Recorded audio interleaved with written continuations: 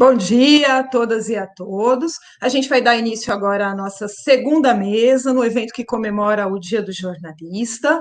E é uma mesa que fala sobre novos mercados de trabalho para jornalistas. É uma mesa que vai procurar abordar aí, quais são as possibilidades, os espaços que estão se abrindo, quais são os caminhos que muitas vezes o jornalista não pensa, né, em percorrer e aí acaba seguindo. E para falar sobre isso, a gente tem três convidados, os três foram alunos aqui do nosso curso. A nossa primeira convidada é Stephanie Lotufo, que é coordenadora de audiovisual do Infomoney, e depois eu vou ler o currículo da Stephanie. A gente também tem o Nicolas Rudner, que é analista de parcerias no universo online.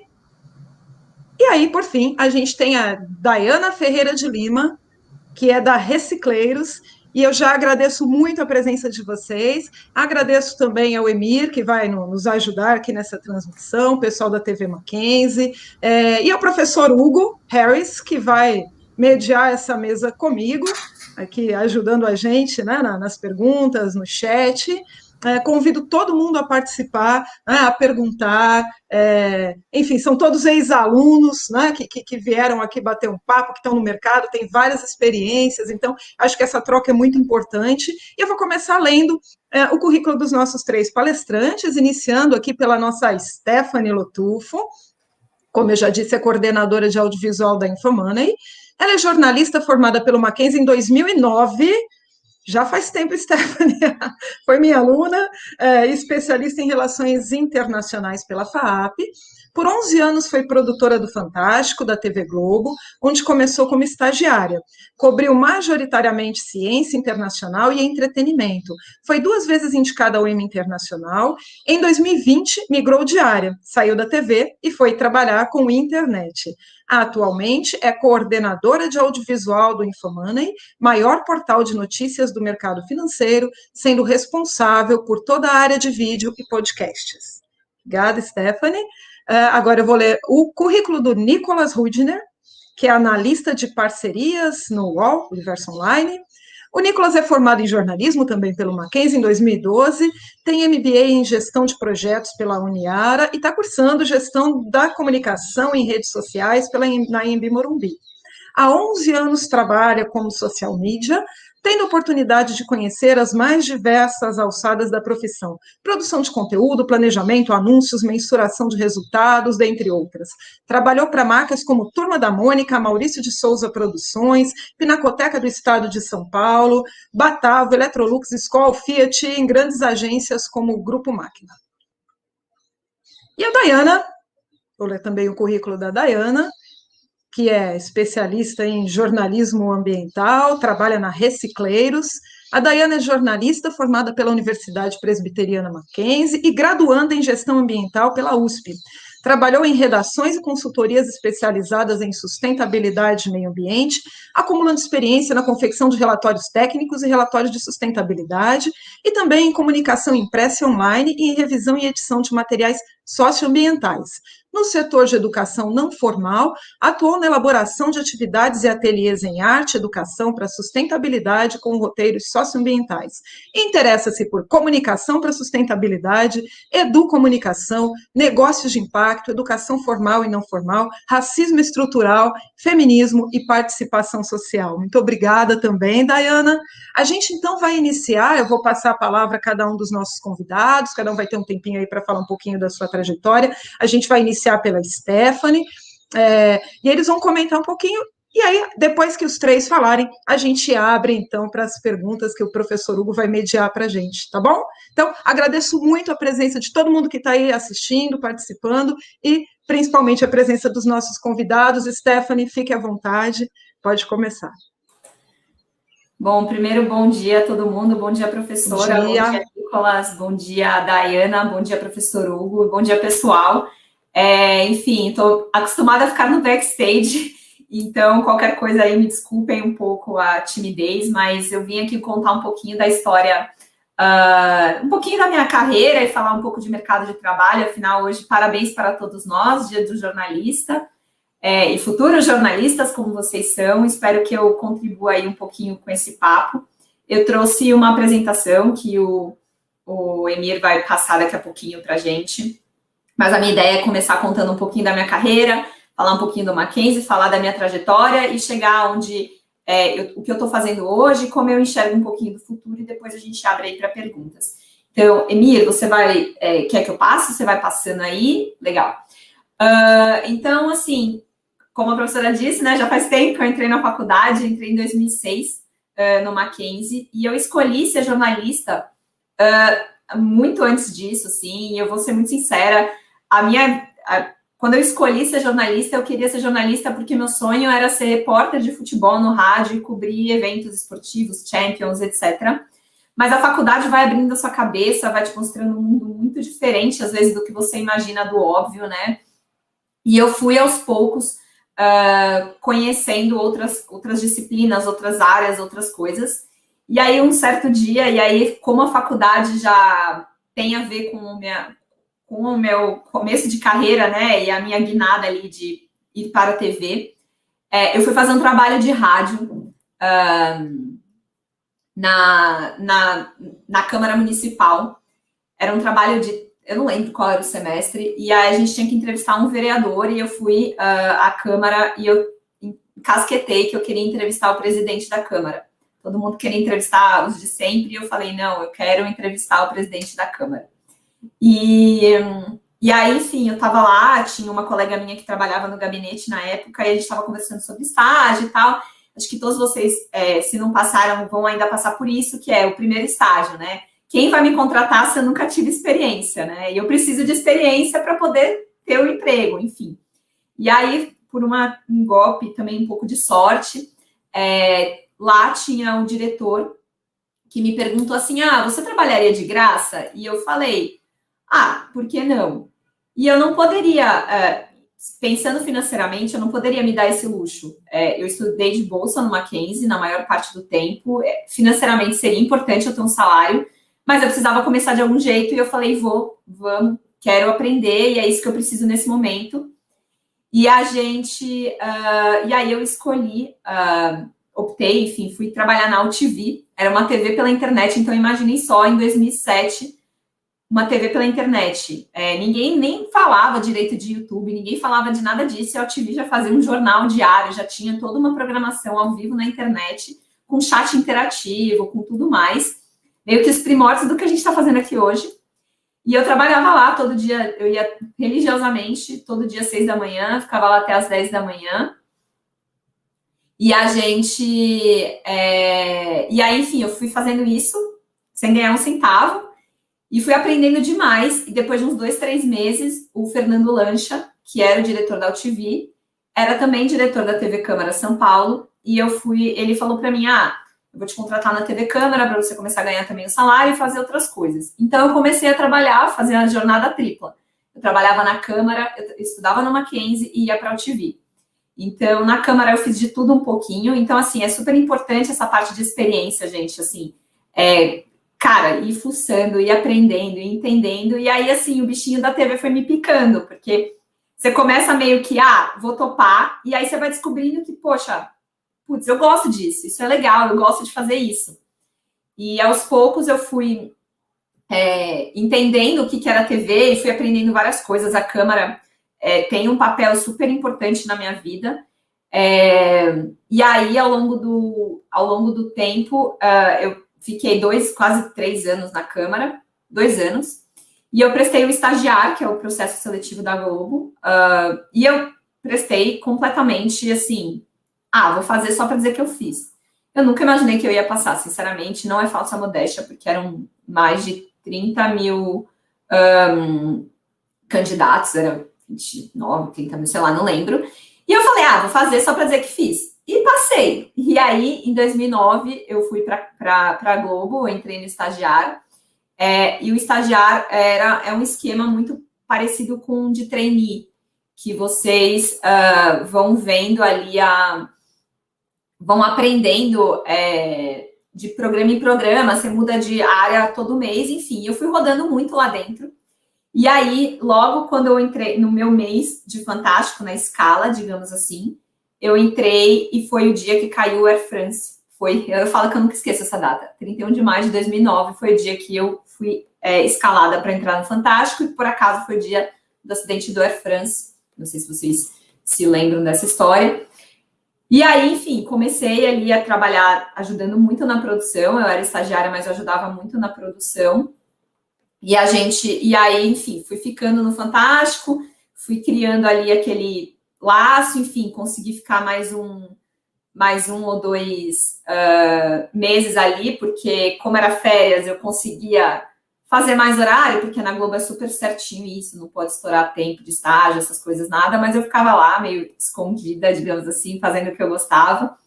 Enfim, foi uma escola, passei por outras áreas ali dentro que são super importantes, a gente nem sabe que existem se você não vai entrar numa TV, tipo, chefia de reportagem, escuta, e elas são o core, né, da televisão. Enfim, aí só para correr um pouquinho com o tempo, não vou ficar olhando muito para o passado e olhar mais para o presente. Em 2010, no começo de 2010, eu fui contratada pelo Fantástico. Eu fui contratada para ser produtora do Maurício Kubrusli, no quadro Me Leva Brasil. Então, tinha 22 anos, entrei lá para ser produtora do Cubra, como a gente chama ele carinhosamente, lá dentro da TV. E aí eu fiquei fazendo essa produção do Kubrusli por muito tempo, por vários anos, na verdade. E aí, aos poucos, eu também fui colocando a mão em outras áreas que eu gostava. Então, ciência, muitos assuntos internacionais, eu gosto muito de internacional, fazia muita matéria de música, comportamento e tudo mais. E aí, aos poucos, você vai pegando mão de outras histórias e tudo mais, e aí, aos poucos, você vai entendendo também um pouco de relação, de entender que, assim, né, gente, é muito bonita a TV, mas ela é muito, assim, você trabalha demais também. E muita gente acha assim, o Fantástico é uma vez por semana, é uma sussa fazer esse programa.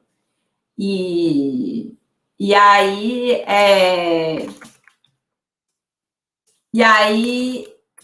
a gente vai continuando, assim, a gente vai ficando nessa entendendo que a gente tem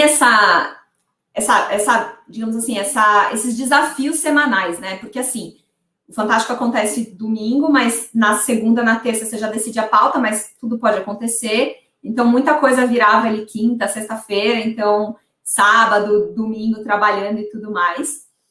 E aí, assim, com o tempo, você vai lidando com vários tipos de história, né? Enfim, claro que não é...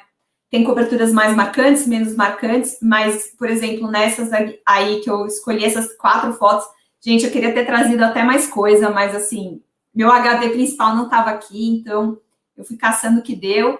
Essa foto que eu estou num barco, é a minha primeira viagem pelo Fantástico em 2010.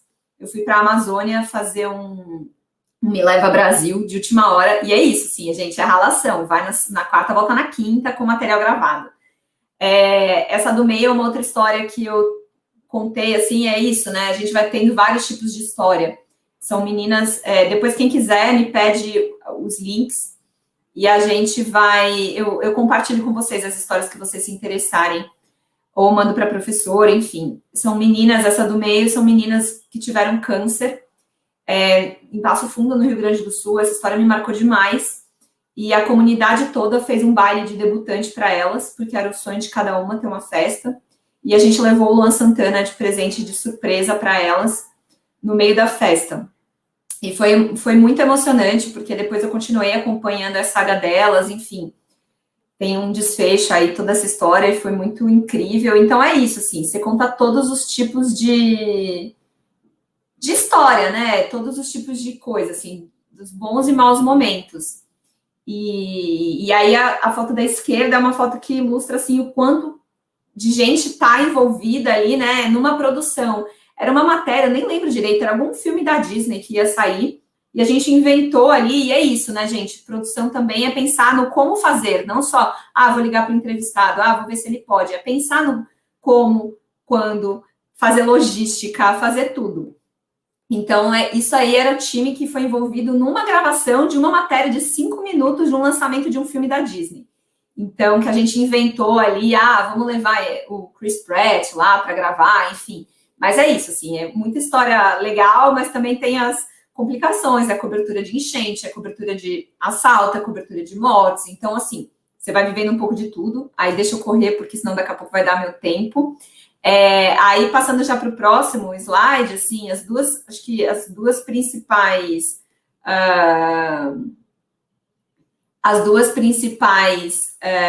produções ali que eu tive, assim, né, as duas, acho que, principais coberturas marcantes, eu escolhi duas para mostrar, que estão nesse próximo slide, que é a cobertura do YouTube e a minha viagem à Coreia do Norte. A cobertura do YouTube foi em 2017, se não me engano, acho que foi 2017, e foi um desafio de produção, porque eu tive 24 horas para montar um show dentro da TV, porque estava armado todo um esquema, e quando o pessoal gringo chegou, a gente ia gravar em outra locação em São Paulo, eles falaram, não, a gente não quer, e aí, assim, 5 da tarde, era assim, não, amanhã a gente quer gravar no L Ponto. E aí, assim, toda essa galera envolvida para fazer o negócio dar certo, e muita gente boa, e muita gente de muitas áreas, é multidisciplinar o negócio.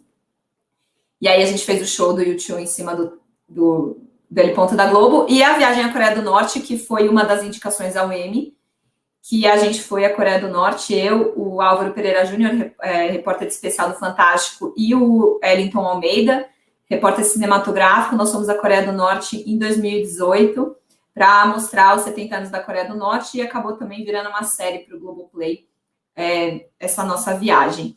Então, acho que são duas coisas bem marcantes. Não vou ficar falando muito de passado, quero falar de presente.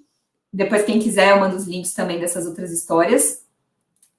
E, enfim, falando de transição de carreira e já olhando mais para o presente, assim, né, foram 10 anos, e eu acho que uma coisa que todo mundo tem, e acho que cada vez mais as novas gerações têm também, é sair da zona do conforto, né, a zona de conforto. E acho que se sentir desafiada é uma coisa, para mim, muito importante, assim, sabe? E estava querendo buscar novos desafios, novas áreas, novas coisas, novas linguagens. E aí surgiu a oportunidade de ir para o Infomoney. O Infomoney é um portal de notícias do mercado financeiro. Hoje a gente é o maior portal em acesso do país, um dos maiores portais de acesso do país, especializados no assunto. E aí veio essa oportunidade, no meio da pandemia, de sair da Logo, depois de 11 anos, e mergulhar num mundo completamente novo, que é a internet.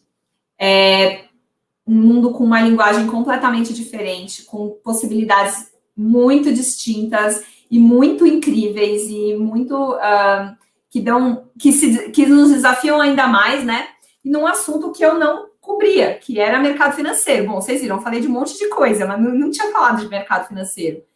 E, enfim, tudo isso são desafios, né? Faz exatamente um ano que eu topei essa mudança. Ontem fez exatamente um ano que eu topei essa mudança.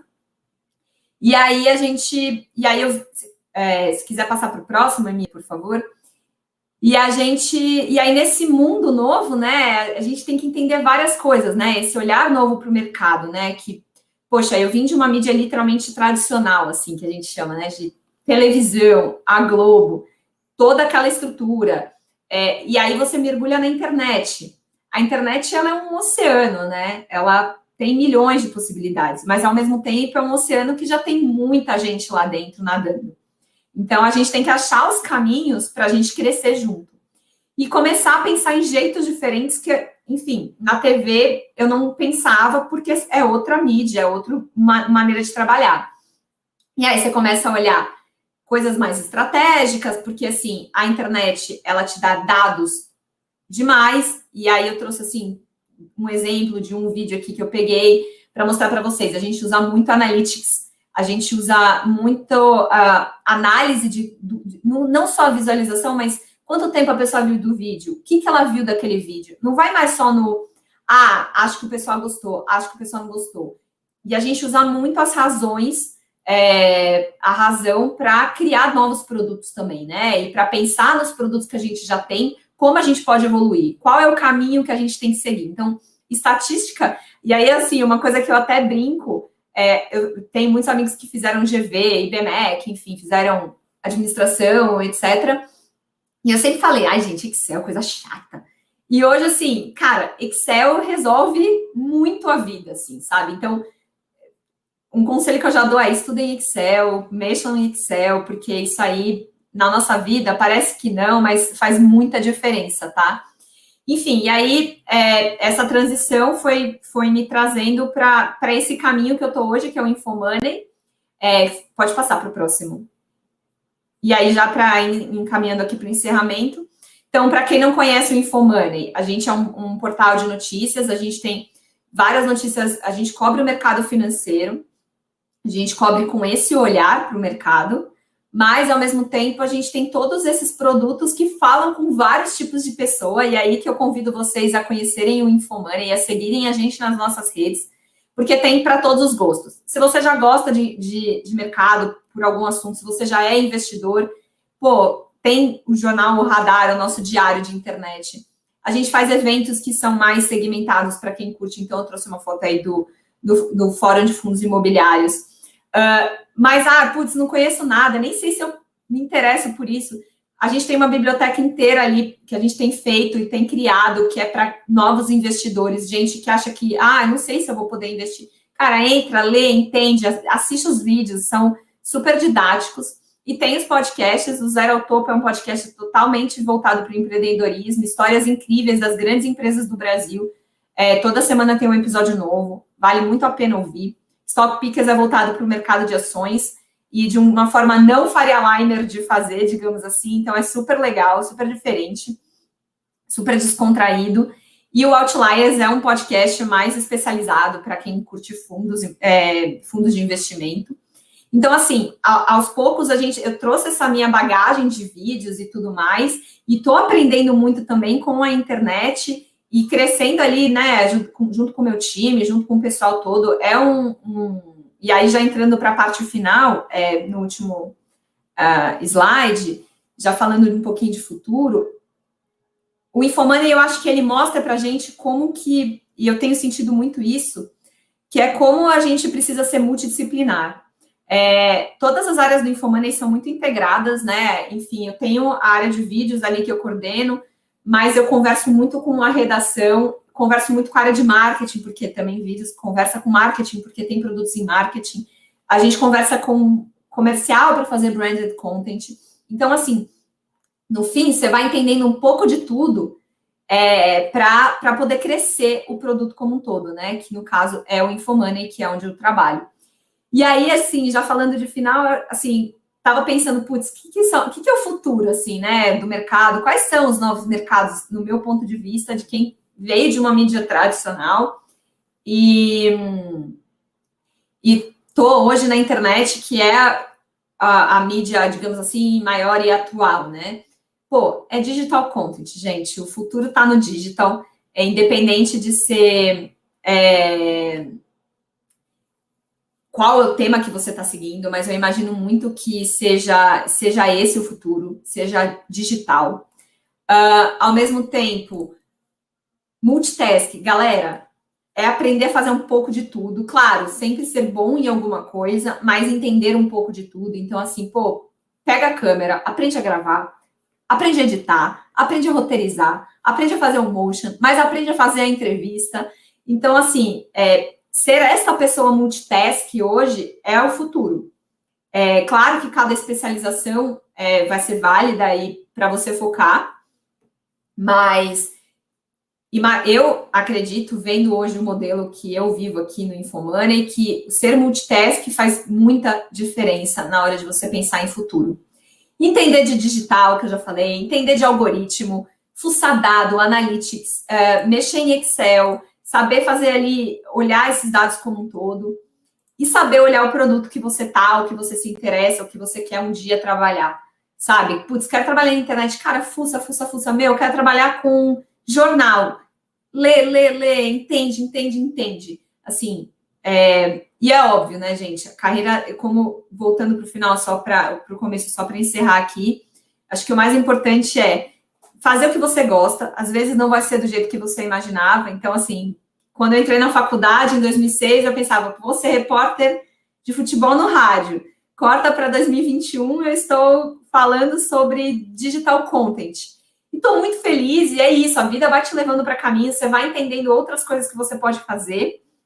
E esse é o recado que eu queria dar aí para vocês, sobre isso, assim, não fechem a sua cabeça só porque vocês querem só aquela coisa. Claro, vale muito a pena procurar, mas abram a cabeça para novas possibilidades. Acho que esse é o recado final aí, antes de continuar. Stephanie, muito obrigada.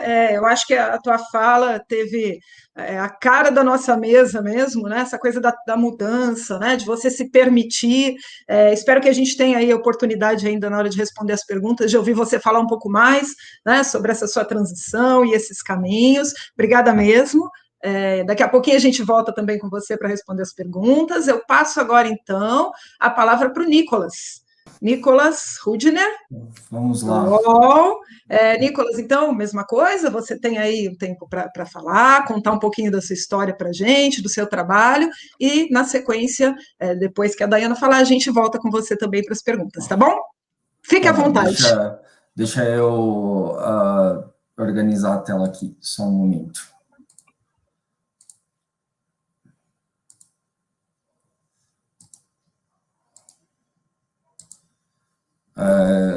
Tudo ok, Denise, com a tela? Denise?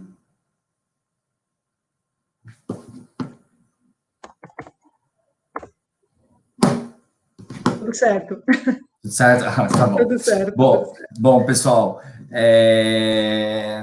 eu fiz um recorte da profissão social media. Desde que eu entrei na faculdade, né? Bom, me formei em jornalismo pelo Mackenzie, tenho MBA em gestão de projetos pela Uniara e atualmente estou cometendo a loucura de fazer 2 MBAs ao mesmo tempo, em gestão de comunicação e redes sociais pela EMB Morumbi e MBA em marketing, branding and growth pela PUC do Rio Grande do Sul.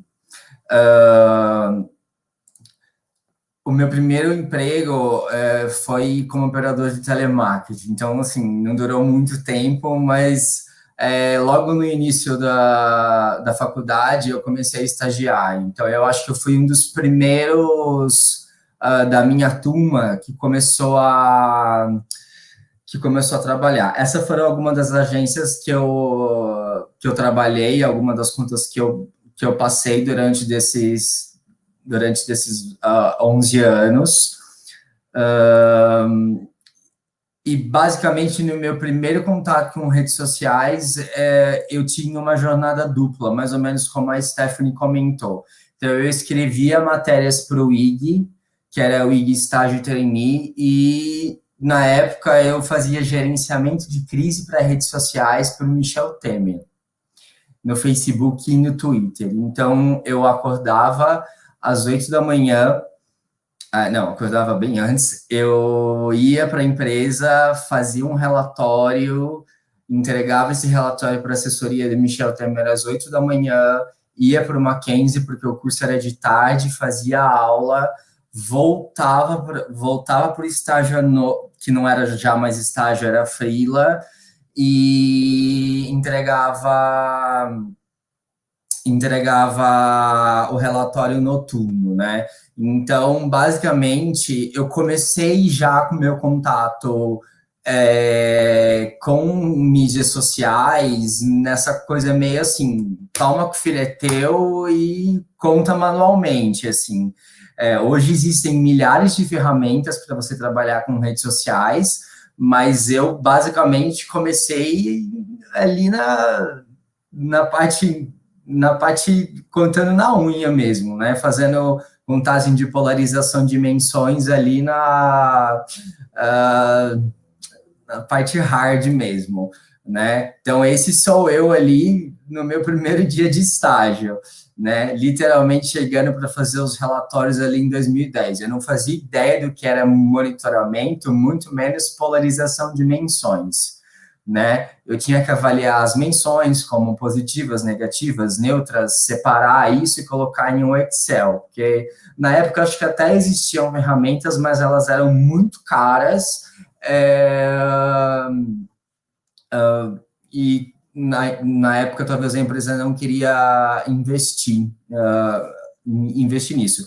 Mas isso me ajudou muito a ter uma visão do que eu tenho hoje em relação, por exemplo, a monitoramento de redes sociais, né? Esse recorte que eu fiz, eu espero que vocês estejam conseguindo ler, é um pouco da visão que eu tenho em relação à profissão social media, né? Então, um social media, ele pode ser um produtor de conteúdo, um planner, um analista de dados, um especialista em ads, um community manager ou um designer gráfico. Há quem considere um community manager como um profissional que faz todas essas tarefas, né? Escrever, produzir, planejar e tudo mais. Mas eu completamente discordo e abomino. Mídia social não é de graça há mais de 15 anos, tá? Você quer ser um social media, qualquer um pode ser um social media, sim. Um veterinário pode ser um social media, ele pode estudar e ele pode se aperfeiçoar e ter as técnicas de um social media para sua clínica de pet shop, por exemplo, com a vantagem de que ele já está inserido no nicho e possui um amplo conhecimento sobre o assunto. Mas isso não quer dizer que ele saiba escrever especificamente para redes sociais, muito menos que ele saiba distribuir o conteúdo. Hoje, eu vejo que no mercado existe muita gente que sabe produzir um conteúdo muito bem amarrado, mas distribui de forma muito errada e acaba não tendo o resultado esperado. Eu estou falando um pouco de produção de conteúdo, isso engloba tanto, assim, produção de conteúdo da parte para Facebook ou para anúncio, tá? Então, como muito do que a Stephanie falou, eu posso estar usando aqui para minha fala, o estudo, ele é constante. Então, voltando ali o que eu falei do Community Manager, dele englobar um 5 em 1, eu acho que algumas vagas que elas pedem para você produzir peça, gerar relatório, eu acho que a produção de conteúdo voltada para redes sociais, ela envolve dedicação e muita pesquisa e estudo constante. Uma produção de conteúdo de qualidade, ela demanda tempo. Não tem como você ser um profissional 5 em 1 e entregar no final do dia um trabalho de qualidade. Bom, as bases das minhas experiências de conteúdo. Bom, eu tive a oportunidade de atender desde Turma da Mônica até Centro de Oncologia. Então, eu tive que virar a minha chave. Então, eu estava escrevendo para criança, um belo dia eu estava escrevendo para pacientes oncológicos. Então, eu tive que virar a minha chave de forma muito rápida, né? Mas eu acredito que o ato de observar as pessoas e consumir o que não tem relação alguma com o seu trabalho é uma das coisas mais importantes que o profissional de comunicação tem que fazer. É ali que você vai absorver o repertório de verdade. E desse repertório é onde você vai produzir o conteúdo, seja para sua marca, seja para o seu site, e é onde você vai poder se abastecer de ideias, tá? Aqui eu trago um exemplo de uma... Eu não sei se vocês lembram dessa campanha da Ela, que é da... Eu estou olhando para a tela onde está maior. Conscientização da esclerose lateral amiotrófica. Quando veio essa campanha, que todo mundo jogava o balde de gelo, na hora eu falei, vamos dar um banho no cascão. Porque mídia social é isso, redes sociais é isso, tempo real, cotidiano. E eu levei a ideia, só que quando o seu Maurício criou o personagem, ele foi criado para não tomar banho, né? E o seu Maurício negou o pedido o meu pedido de dar banho no Cascão, mas a gente conseguiu fazer com que o personagem participasse da campanha, e eu consegui trazer, junto com a equipe, um engajamento orgânico gigantesco. Foram mais de 100 mil shares, enfim. Então, eu acho que uma boa produção de conteúdo, ela envolve recontextualização sempre, puxar referências, olhar o outro o tempo inteiro. Essa pergunta pode parecer uma pergunta bem idiota, né? Mas ou uma pergunta assim do primeiro ano de comunicação, talvez. Hoje o que eu vejo, uma visão muito massificada e ferramental sobre o que é conteúdo em redes sociais, tá? Eu resolvi trazer um pouco um recorte do meu trabalho e de como eu vejo o que eu faço e o que eu fiz ao longo dos anos, né? Então, criou-se uma visão muito massificada e muito ferramental sobre o que é conteúdo. Temos uma produção muito voltada para uma distribuição, diga-se de passagem, muito ruim e pouco focada na essência do conteúdo em si. Eu digo que tudo pode ser conteúdo, mas até que ponto você consegue se aprofundar em determinado assunto? Então, existe muito conteúdo massificado e sem DNA de marca, né? Então, um site que ele é hard news, ele também pode ter DNA. Não é porque ele é hard news que ele não possui DNA. Eu sempre falo que o conteúdo, ele é como um namoro. Você vai namorar alguém que não tem conteúdo?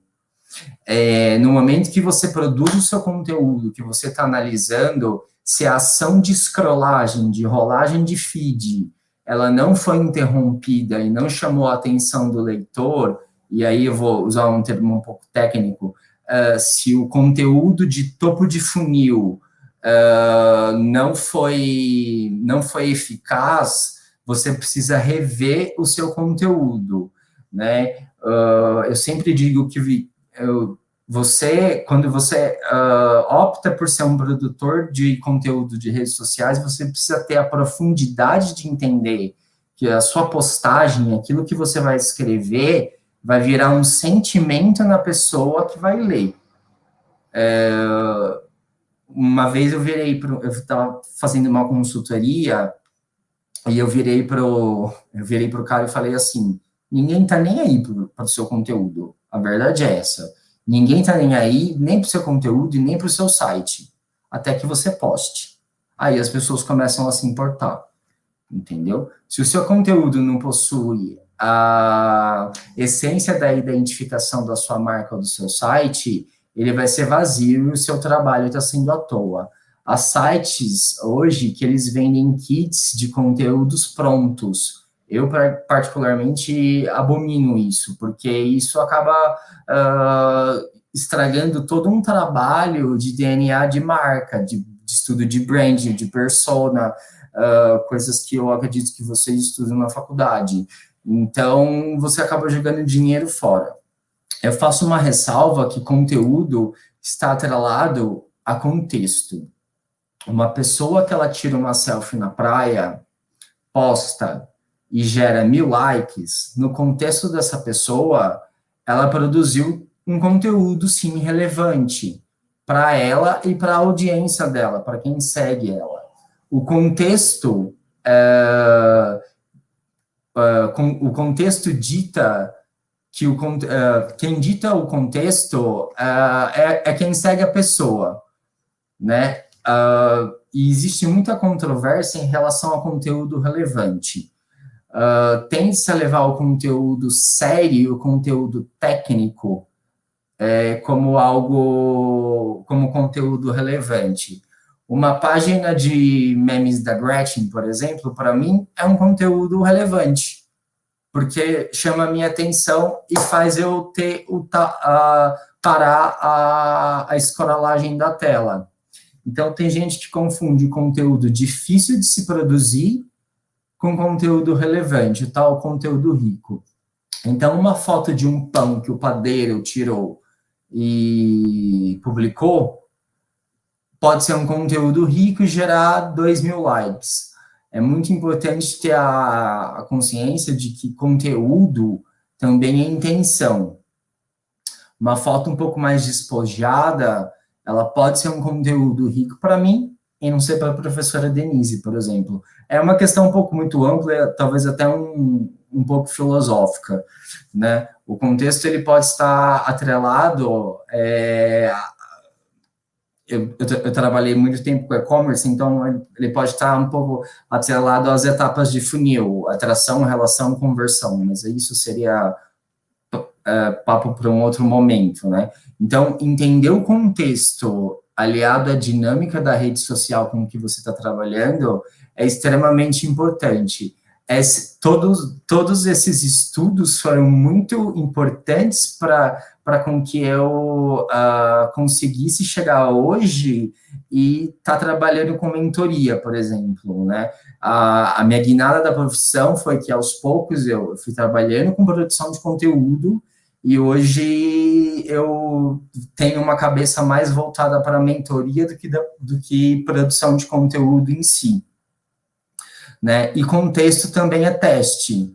Então, façam conteúdos ruins. Se você decidir optar por essa profissão de produzir conteúdos para redes sociais, façam conteúdos ruins. Um post excelente, ele vai vir depois de 1.000, 10, 500 tentativas ruins. Aliás, um post excelente, ele vai vir depois de 1.100 tentativas ruins. E é sempre importante vocês terem em mente que conteúdo não é um post, mas sim uma premissa. Um grande erro no momento de se produzir conteúdo para redes sociais é a pessoa se preparar para o conteúdo, para produzir, a pessoa se preparar para produzir um conteúdo, se preparando para o conteúdo em si, e não para como o conteúdo vai servir o propósito de negócio dela.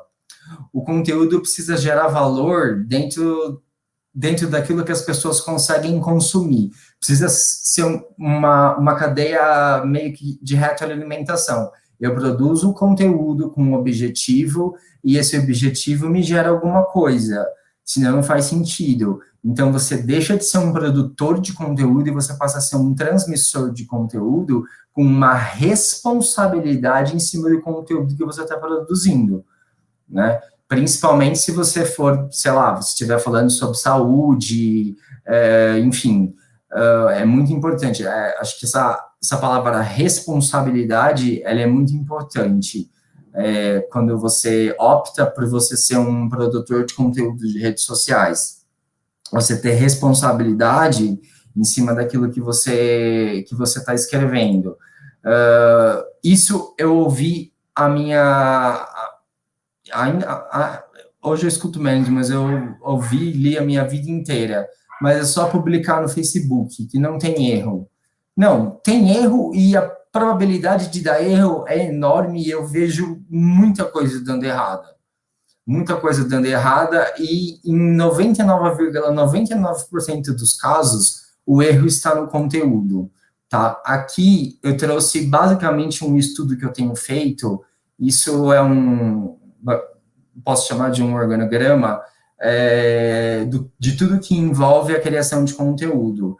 Eu fiz, meu tempo já está estourando, eu fiz um recorte apenas de uma das bases mais importantes para quem quer trabalhar com produção de conteúdo, que é a linha editorial. A linha editorial, ela é a base do seu conteúdo, mas não quer dizer que ela seja 100% do seu conteúdo. Se você for pensar num jornal, todo jornal tem a sua linha editorial. É a mesma coisa com a arroba de uma marca. Quando a gente criava nas agências a linha editorial, sei lá, vamos continuar no exemplo do Pet Shop, né? Então, dentro desse projeto, existia muita pesquisa dentro dessa linha editorial, então, sites que você podia olhar, pesquisar sempre que você tivesse sem ideias, né? Então, você sempre tem que pensar que a sua linha editorial é o seu playbook, né? É a sua base ali, com todo o seu estudo de mercado, suas referências, seu território de marca,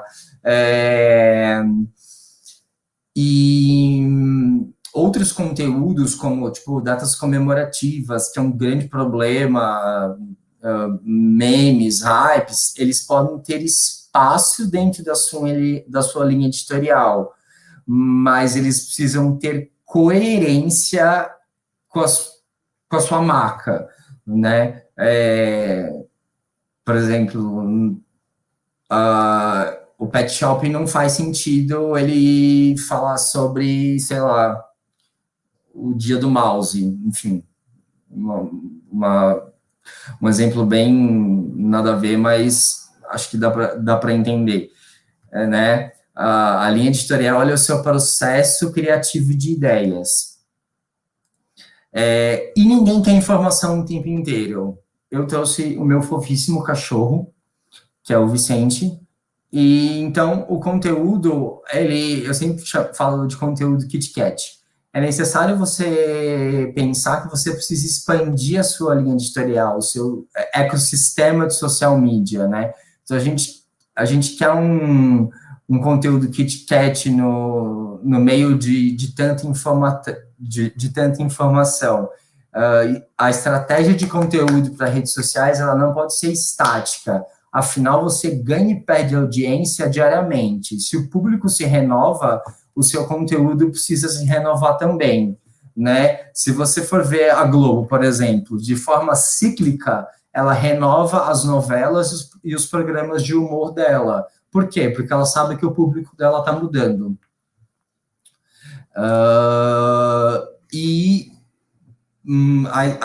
A Stephanie falou uma coisa que é muito importante sobre Excel. Então, se você está fazendo jornalismo e você quer trabalhar com produção de redes sociais, produção de conteúdo para redes sociais, e você acha que você vai fugir de números de planilha de Excel, você está muito enganado. Não existe produção de conteúdo sem análise de dados, tá?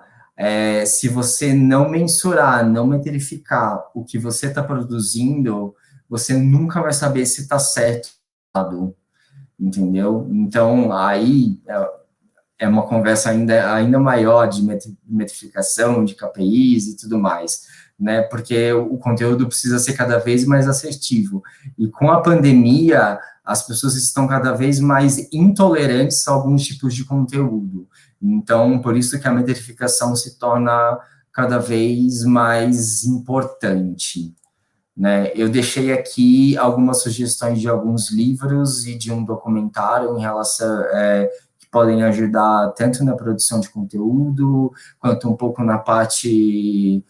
Vocês podem ver que as minhas falas elas são um pouco voltadas um pouco para marketing, porque a minha carreira ela acabou sendo um pouco voltada para a parte de marketing. Não que eu tenha deixado o jornalismo de lado, obviamente. E eu queria agradecer o convite da professora Denise, e é isso, muito obrigado.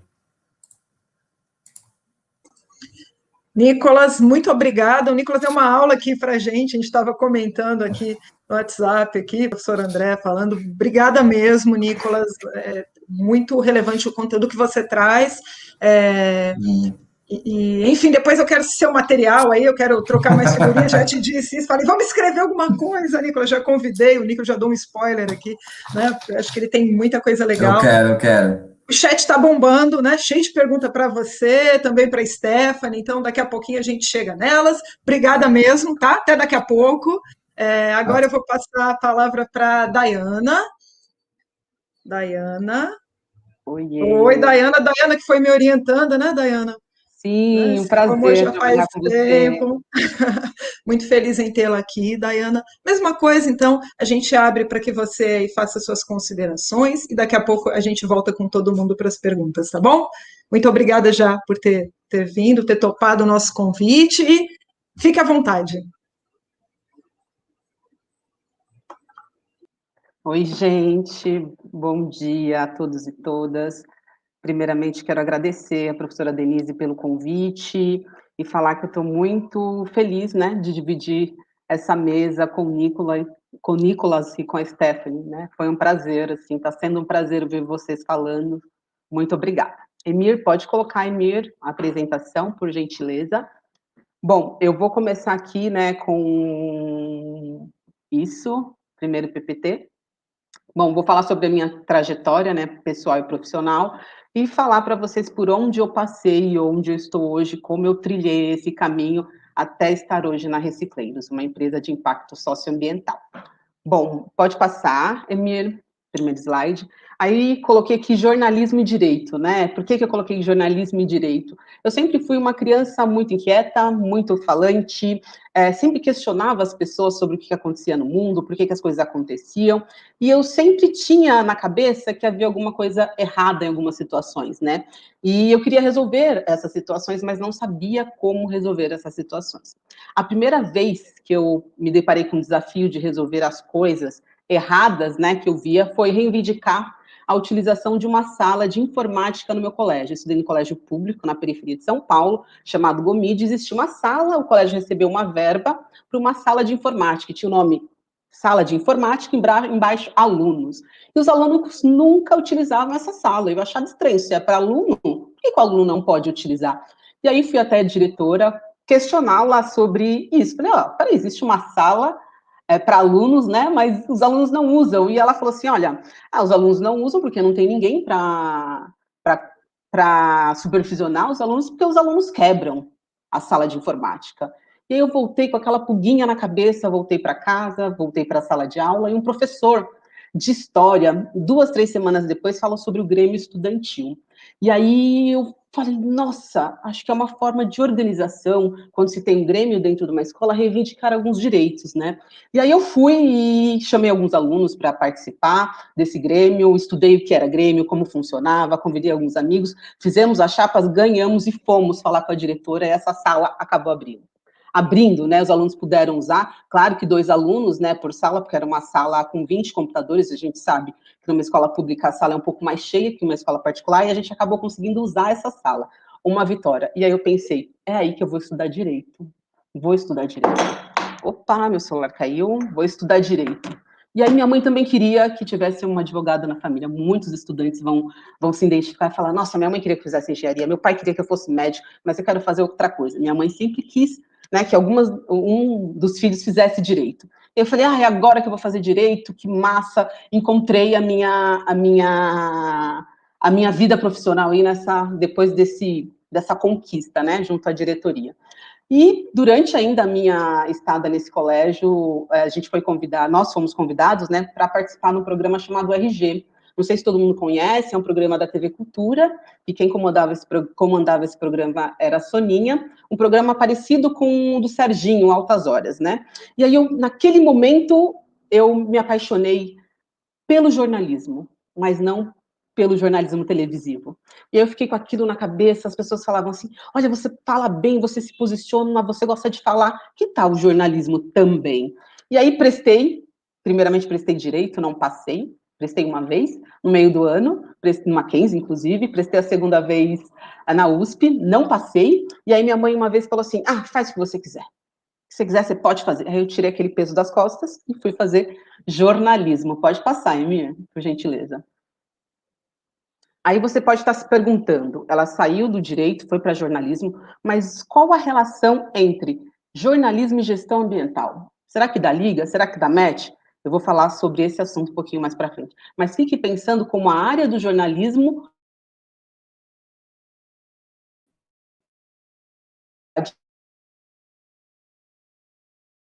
direto ambiental. Hoje, gestão ambiental na USP, e estou muito feliz em ter juntado essas duas áreas, mas mais para frente eu vou falar sobre isso.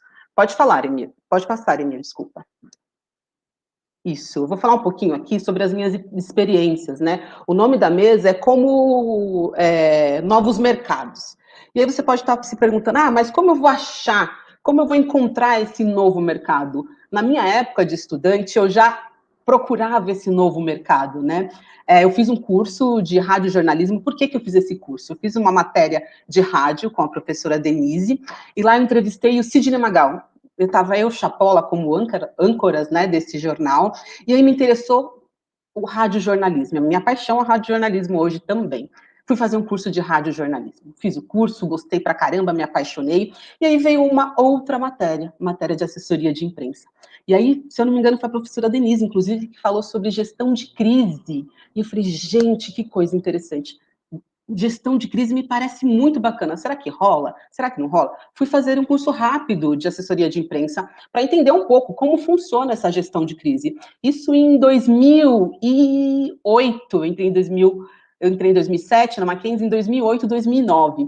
Falei, vou fazer esse curso. Fiz um curso de 3 meses, um curso rápido, para ver se eu gostava mesmo, se ia dar match, se não ia. E aí, numa outra disciplina, eu fui de apresentação com a minha experiência, deixa eu contar um pouquinho, no colégio com o programa RG, eu falei, olha, TV parece uma coisa legal, parece super bacana. Fui fazer um curso de apresentadora de telejornal. Fiz um curso rápido de 3 meses, gostei, mas vi que não era aquilo. Vi que não era aquilo. E aí, numa outra disciplina, né, com a professora, se eu não me engano, a Márcia Detoni, que ela vai estar aí daqui a pouco, falou sobre jornalismo internacional. E eu falei, jornalismo internacional, cobertura jornalística em situação de guerra.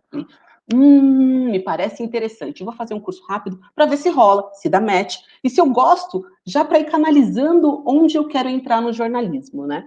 E aí, gostei bastante do curso que eu fiz sobre jornalismo em situação de conflito e fui fazer um PIBIC sobre o ônibus 174, né? Quem não sabe, foi um sequestro que aconteceu num ônibus no Rio de Janeiro e virou um documentário do José Padilha, né? E aí eu queria analisar como foi a cobertura jornalística, né, de TV, principalmente desse caso, e como foi o documentário, qual a relação que eles tinham de semelhança e de diferenças, né? E aí eu fiz esse PIBIC, foi super interessante, eu adorei, sempre pensando nesse jornalismo policial, né? Pode passar, Emir. A partir desse jornalismo policial, o professor Chamas me falou de uma vaga de estágio que estava tendo no SBT.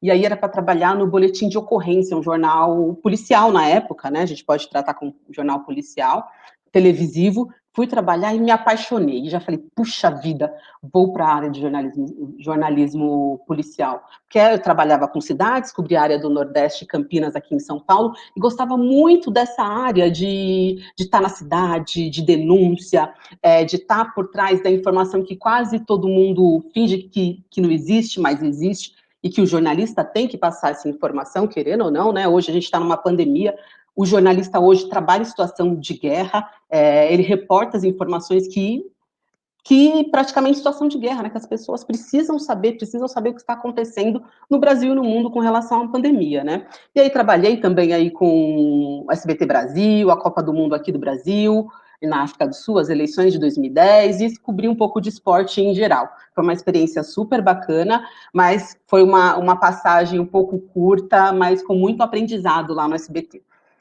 Pode passar, Emia. Aí, numa das aulas da Denise, vou tomar um pouquinho de água. Em uma das, se eu estiver falando muito rápido, alguém me avisa, me avise, por gentileza, porque eu sou filha de nordestino e a gente fala muito rápido, gente. E aí, aqui foi uma vaga, vou ter que falar de novo, foi uma indicação, né? A primeira do SBT foi do Chamas, essa segunda foi da professora Denise. Ela falou assim: olha, Dayana, no grupo, né?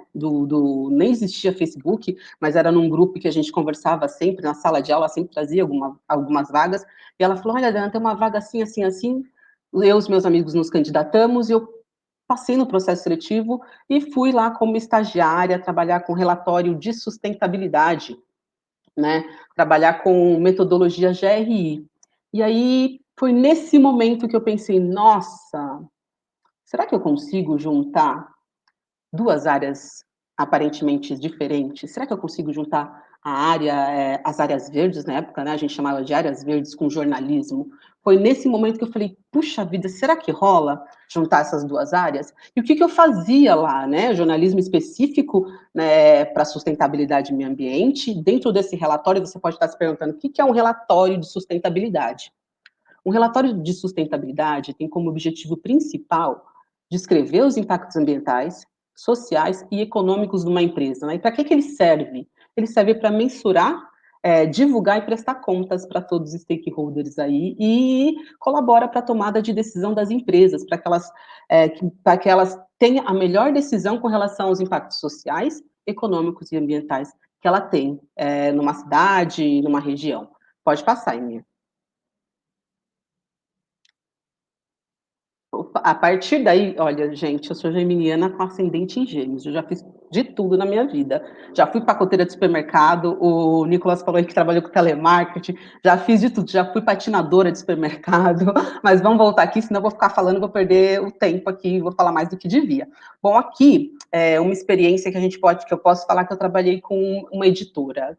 O que eu fazia numa editora? Naquela época, hoje eu consigo ler como novos negócios, novos mercados para jornalistas, né? Mas naquela época também era um novo mercado. Muitos dos meus amigos não trabalhavam nessa área, não trabalhavam com revisão de material didático. Aqui, na Editora Moderna, eu trabalhei com revisão de material didático, principalmente com revisão de textos, de jogos, animações, infográficos para dispositivos móveis, ou seja, o material que está no livro impresso, parte dele vai para um dispositivo móvel. O que acontece ali? Sei lá, por exemplo, eu estou falando sobre história Carlota Joaquina, e aí tem um link que dentro do tablet ou do celular, o aluno clica, e aparece uma parte do vídeo que explica um pouco do que foi essa parte na história, né?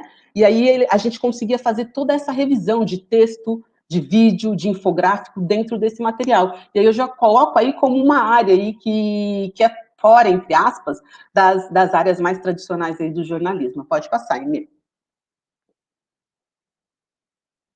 Aí passei um bom tempo na Editora Moderna, trabalhando com objetos digitais, e aí, de repente, surgiu uma oportunidade de trabalhar como arte educadora na Bienal de Artes de São Paulo, pensando que a Bienal é a segunda maior Bienal do mundo, né, a primeira de Veneza, e aqui eu trabalhei com arte e educação. Essa obra que, se a gente for olhar, assim, fazer uma leitura fria dessa obra, o que a gente pode ver? Né? Vários meninos, a maior parte dele, ou todos eles com os braços para trás. O que esse artista trazia, né? Se eu for ficar falando, descrevendo a obra, eu vou demorar muito. Mas o que é essa obra, né? São pinturas inspiradas em retratos de pessoas que aparecem em páginas policiais. E aí a gente pode perceber a cor da pele dessas pessoas, como elas aparecem, por que elas aparecem, e a gente pode trazer aqui uma oposição. Quando uma pessoa tem dinheiro, ela aparece de uma forma na mídia. Quando a pessoa não tem dinheiro, ela aparece de outra forma. A gente sabe que muitas vezes as pessoas que têm muito dinheiro e vão presas, elas passam, né, com cobertor na cabeça, com boné, com chapéu. Por que o jornalista, ele trata as pessoas que não têm dinheiro, nesse caso, né, falando dessa obra, que era o que ele questionava, tratam essas pessoas que não têm dinheiro dessa forma, e as outras pessoas que têm dinheiro de outra forma, né? E aqui, numa exposição de arte contemporânea, numa Bienal, a gente conseguia conversar sobre o papel do jornalista e o papel do leitor. Quem é esse leitor? Esse leitor, será que ele tem que passar com uma leitura desatenta? Como que você pode, como eu posso dizer, gerar e transmitir ou disseminar preconceitos, ódio e raiva quando você não tem uma leitura crítica de alguma informação? E quando eu tenho essa leitura, só um instante, quando eu tenho uma leitura não crítica, eu posso disseminar ódio, morte e desinformação. E esse, de fato, não é o papel nosso como jornalista, né? E aí, aqui do lado, onde está um círculo aqui, era uma pilha de jornais que ele trazia, de como a imprensa veicula as informações quando as pessoas são de baixa renda, quando essas pessoas não têm dinheiro de fato para reivindicar, né, o direito, não tem conhecimento, muitas vezes, melhor, deixa eu reformular, para reivindicar os direitos delas, né? E aí, nesse momento, aí um grupo viola esse direito dela se esconder debaixo de um boné, de uma blusa, que outras pessoas que conhecem de fato bastante os seus direitos, elas fazem isso. E a gente pode falar assim, como que o jornalista pode trabalhar com isso? Como que o jornalista pode ser crítico e evitar que isso aconteça? Eu vou falar mais para frente, pode passar, Emir.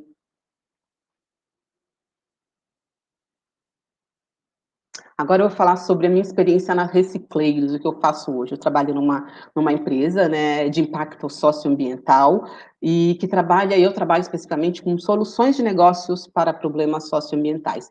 A minha empresa, eu trabalho com elaboração de relatório, trabalho com conteúdo, comunicação interna, comunicação externa, e essa organização assessora, né, as prefeituras a implantar a logística reversa nos municípios. Hoje eu trabalho com gestão de resíduos sólidos, comunicação social e ambiental para gestão de resíduos sólidos e logística reversa. Como que funciona, né? O meu trabalho acontece mais no meio, de comunicação no meio. A gente implanta a coleta seletiva num município e a gente trabalha toda a cadeia de gestão, desde a venda numa cooperativa de reciclagem, ou seja, a implantação, a comunicação para a população que existe a coleta seletiva na região, que as datas, os horários, o que é reciclado, o que pode ser reciclado, o que não pode ser reciclado, qual a importância de fazer a reciclagem para a população de baixa renda, que é a maior parte, no caso, da população que trabalha em cooperativas de reciclagem, né? Pessoas também em vulnerabilidade social. E aí, a partir desse resíduo que eu descarto limpo, no recipiente de resíduos sólidos, ela pode gerar, como eu posso dizer, ela gera... Ai, perdi a palavra agora. Ela gera dinheiro para essas pessoas que estão na ponta, né? Ela gera condições financeiras. E como a gente pode trabalhar a comunicação a partir disso? Olha, eu vou comunicar que chegamos no município, a população precisa descartar correto, porque esse descarte vai gerar lá na ponta ascensão financeira, ascensão social, vai gerar alimento, vai gerar melhores condições de vida, melhores condições de saúde, e que quando também eu tiro esse resíduo do meio ambiente, que esse resíduo quando vai para o meio ambiente, ele causa doenças, ele causa impacto ambiental, ele direto ou indiretamente impacta, causa impactos sociais, porque várias pessoas, infelizmente, ainda existem, mesmo sendo lei desde 2014, se eu não me engano, a extinção de lixões, tem pessoas que ainda vivem do lixão, né? E como a gente consegue comunicar? E quando você que está aí do outro lado descarta correto, alguém ganha lá no fundo, né? Alguém ganha lá na ponta, não só o meio ambiente, as pessoas, a sociedade e todo mundo que aí é impactado direto ou diretamente pela gestão, né, sustentável dos resíduos sólidos. Pode passar, Emília.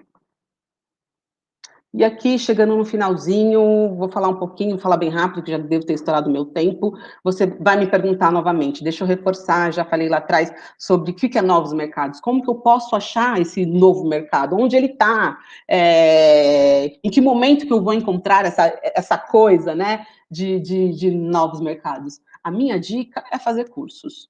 Mesmo que cursos curtos, de tiros curtos, né? A Stephanie falou se eu não me engano, foi ela que falou sobre cursos de jornalista de dados, fazer jornalismo de dados, cursos voltados para jornalismo científico, SEO, inbound, marketing. Hoje em dia a gente consegue trabalhar com jornalismo de dados totalmente relacionado com fake news aí, que esse é um dos maiores desafios do jornalista nesse momento, combater todos os dias, 24 horas, a fake news, né? E assim, eu fugi, de fato, a minha carreira fugiu praticamente, né, boa parte do jornalismo tradicional, né? Mesmo sem querer, eu estava entrando em jornalismos, em novos mercados para jornalistas, né?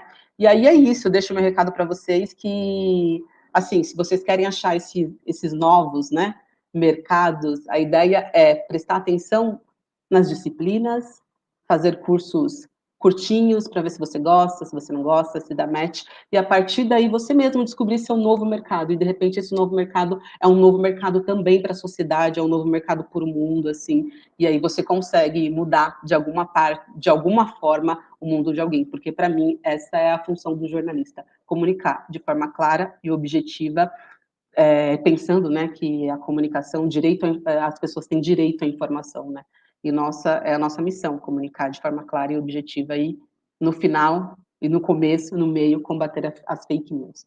Eu acho que é isso, muito obrigada, Denise, estou um pouco nervosa, estou suando aqui, muito obrigada a todos e todas.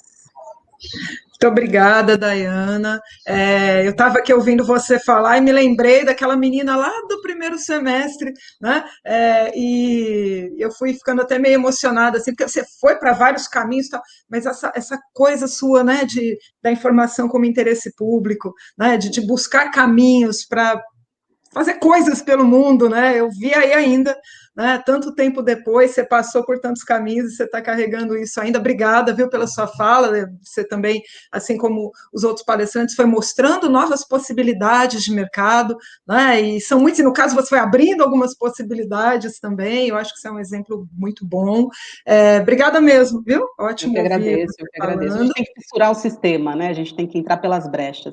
E a gente entra pelas brechas nesses novos mercados, tentando achar um espacinho e entrar por ali, fissurando. É assim que a gente entra nesses novos mercados. Obrigada, Dayana, perfeito. Antes de passar aqui a palavra para o professor Hugo, que vai mediar, eu quero fazer uma observação. Eu vi aqui no chat algumas pessoas que acho que são nossos ex-alunos também, né? Eu vi aqui a Beca Fleury, vi a Cíntia Martins, talvez a gente tenha outros aqui. Fiquei super feliz, viu? Nas próximas vocês estarão aqui com a gente também falando, viu? Obrigada por estarem aqui também acompanhando as palestras, né, dos colegas, obrigada mesmo. Eu passo agora a palavra para o professor Hugo, que vai levar as perguntas. Teve muita coisa aqui no chat, né, que o pessoal foi perguntando, comentando, enfim. Então, no final, depois eu peço para voltar para mim, tá, Hugo? Depois que eles responderem, que a gente finalizar, para encerrar, então, a nossa bela mesa aqui. Tá bom, obrigado, Denise. Boa tarde para todos. Eu vou fazer da seguinte forma: a gente recebeu muitas perguntas. Para a gente dar aquela aquecida inicial nas perguntas, nós vamos iniciar com uma que é para todos, daí dar um rápido momento para cada um falar, até tem a ver com o que Dayana estava no final de sua fala, e em seguida passo para os outros dois palestrantes, e aí depois eu vou trazer algumas perguntas mais específicas para cada um. Vou pedir para o Emir colocar essa primeira pergunta na tela, e aí se quiser a própria Dayana fazer um complemento sobre o que ela estava falando antes. É uma pergunta da Nicole, que falou: que conselhos vocês deixariam para quem está quase finalizando o curso e ainda não tem um foco sobre a área que deseja seguir? Dayana, se você quiser começar, por favor. Gente, Nicole, que pergunta difícil. Bom, vou falar o que eu faria, né, se você está sem foco nesse momento. Eu olharia um pouquinho para trás. Eu olharia e falaria assim: quais são as matérias que mais me interessaram? Quais foram, qual foi, por exemplo, a bibliografia que eu mais gostei? Eu era uma aluna que lia, sim, a bibliografia de todos os professores, para saber o que eu ia aprender naquele semestre. As pessoas, você é louca, como assim você lê a bibliografia? Inclusive na USP hoje eu leio e questiono algumas bibliografias. Professor, peraí, que estranha essa bibliografia, né? Você não acha que está ultrapassada? Olha a minha ousadia. Mas eu lia. O que eu faria? Resumindo, eu olharia para trás e pensaria assim: quais são as disciplinas que eu mais gostei? O que eu mais me dediquei, o que me deu prazer, o que me deu tesão realmente de fazer? A partir daí, procure cursos de como você está terminando, foi isso que eu entendi, né? Cursos de tiro rápido. Tem um curso de 3 meses que eu posso fazer rapidinho para ver se eu gosto, para ver se eu não gosto? Será que tem um outro curso, sei lá, de 4, 5 meses sobre, sei lá, jornalismo em situação de conflito armado? Eu gostei de fazer essa matéria? Gostei. Gostei de fazer esse trabalho? Gostei. Então, vou pesquisar sobre esse assunto e vou ver se dá match. Não tem problema nenhum você estar sem foco nesse momento. Muito pelo contrário, você não é única. Poucas pessoas terminam a faculdade com foco, falar: eu vou fazer isso, eu vou ser médico cardiologista. Não, às vezes as pessoas saem da faculdade, inclusive muitas pessoas saem da faculdade sem saber, entre aspas, né, sem foco, sem saber o que elas querem fazer.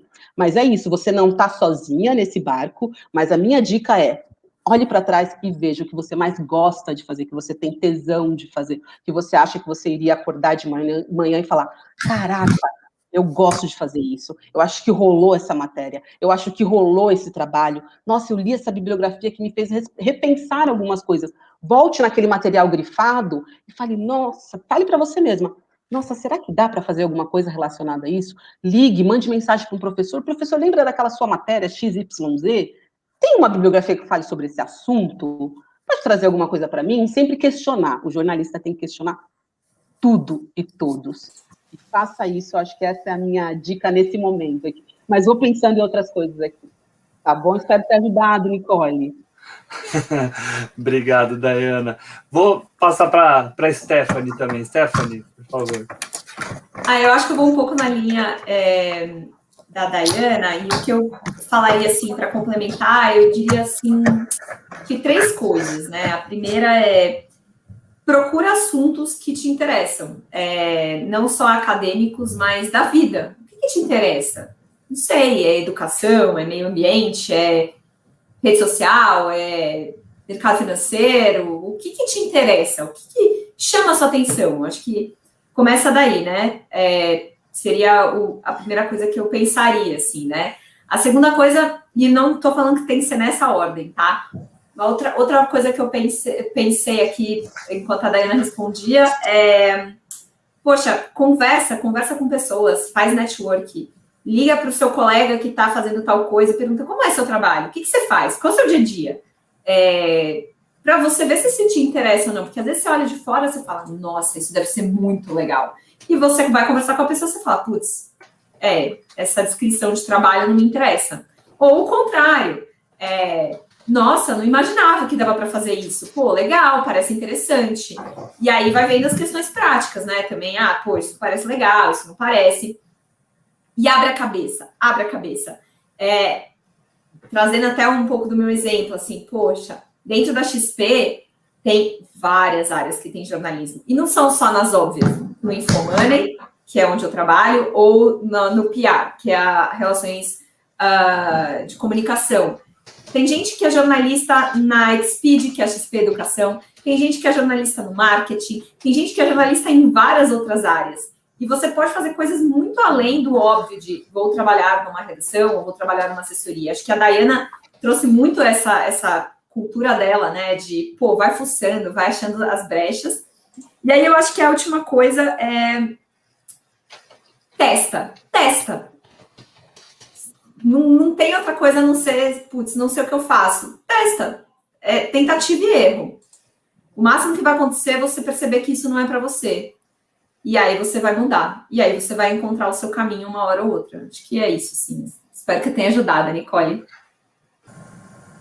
Obrigado, Stephanie. Depois de 2 pessoas falando coisas tão bacanas, né? Nicolas, você tem ainda alguma coisa para acrescentar aqui para a gente, por favor? Olha, eu acho que elas basicamente falaram tudo que eu tenho, assim, bem em mente. Eu acho que testar é muito importante. Leia muito sobre o que você já gostou na faculdade, o que já te interessou, matérias que você foi bem, se aventure em vagas para você ver como é. Não tenha medo, eu vou ser bem sincero, conheço pessoas que se formaram comigo que até hoje não se encontraram, entendeu? Por razões de terem medo de enfrentar o mercado de trabalho, e o mercado de trabalho está aí para ser enfrentado e para ser testado, então eu acho que testar é a chave do negócio, assim, não tenha medo, teste, vai em frente. Legal, obrigado. Obrigado aos 3. Eu tenho uma pergunta aqui para a Stephanie, que foi feita pela Luíse. Vou pedir para o Emir colocar aqui na nossa tela, por favor.